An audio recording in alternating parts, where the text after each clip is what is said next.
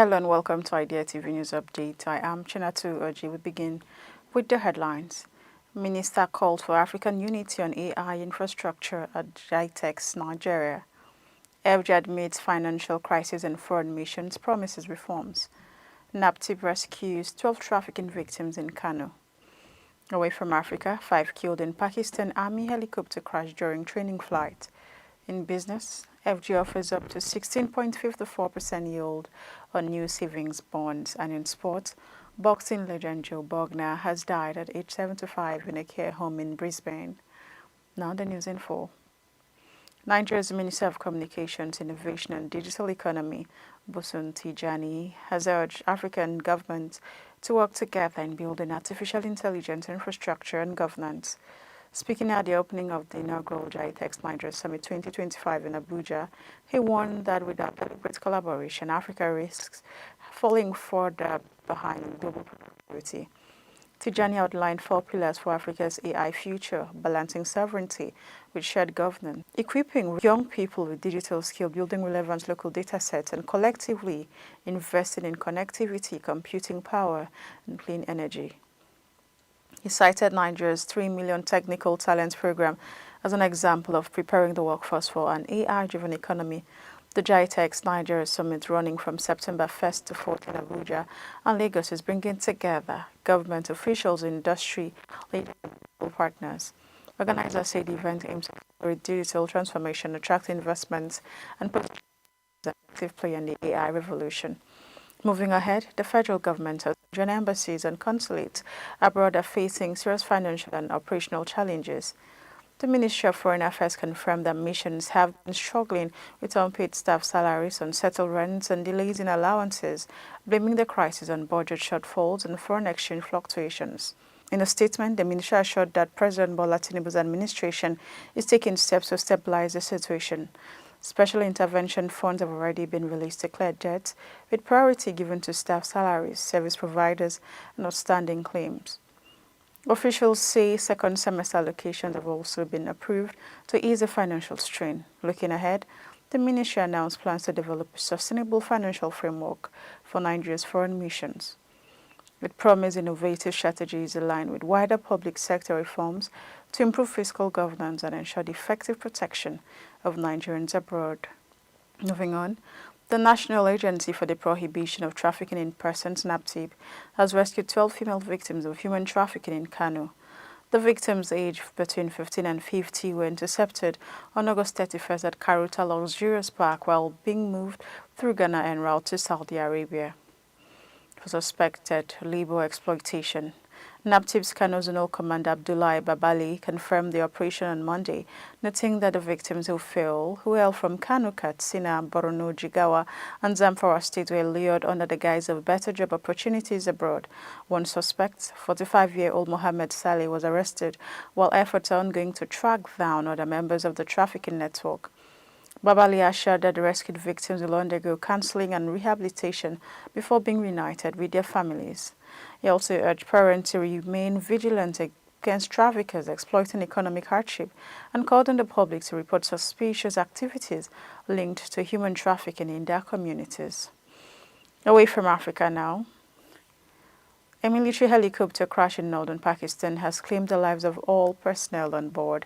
According to an official statement from the Pakistani Army, the M117 helicopter went down around 10 a.m. local time in the mountainous Diamond district of Gilgit-Baltistan during a routine training flight. The aircraft reportedly developed a technical fault before crashing. The victims included 2 pilots, 2 crew members, and a flight engineer. Local police had initially reported the incident as occurring during a test landing on a newly proposed helipad in the tourist-heavy region. The crash adds to a string of recent aviation tragedies involving military aircraft in Pakistan. Just weeks prior, another M117 helicopter crashed in the Khyber Pakhtunkhwa province while on a flood relief mission, also resulting in 5 fatalities. Let's now go on a quick break. The news continues when we return.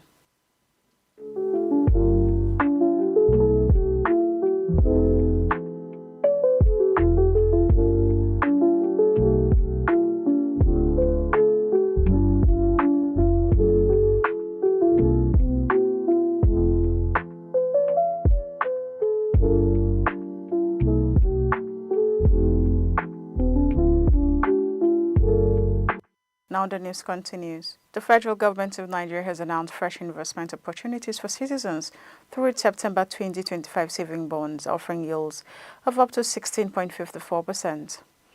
According to a circular released by the Debt Management Office (DMO) on Monday, the bonds are now open for subscription and will close on Friday, September 5th. Settlement is scheduled for September 10th, while coupon payments will be made quarterly. 2 bond tenures are available, which are a 2-year bond maturing in 2027 at 15.541% and a 3-year bond maturing in 2028 with a higher yield of 16.541%. These new rates mark an increase from August offerings. The bonds are part of a wider strategy to deepen the domestic bond market. They also aim to encourage financial inclusion and give retail investors access to safe, low-risk government securities. Each bond unit is priced at just 1,000 naira with a minimum subscription of 5,000 naira and a subsequent multiples of 1,000 naira. Individual investors can invest up to 50 million naira. The DMO notes that the savings bonds qualify as government securities, making them eligible for tax exemptions under the Company Income Tax Act and Personal Income Tax Act, especially for pension funds and trustees. They are also listed on the Nigerian Exchange Limited, making them tradable and liquid. For Nigerian banks, the bonds qualify as liquid assets for calculating liquidity ratios. The DMO further emphasized that the instruments are fully backed by the faith and credit of the Nigerian government. This means investors can be assured of repayment and maturity and regular coupon disbursements. The rising interest rates are expected to attract more retail participation during this cycle. And now in sports. Boxing legend Joe Bogner has died at the age of 75 in a care home in Brisbane, Australia. The former British, European and Commonwealth heavyweight champion was confirmed dead in a statement by the British Boxing Board of Control today. Born in Hungary, Bogner later became a British citizen before settling in Australia, where he spent his later years.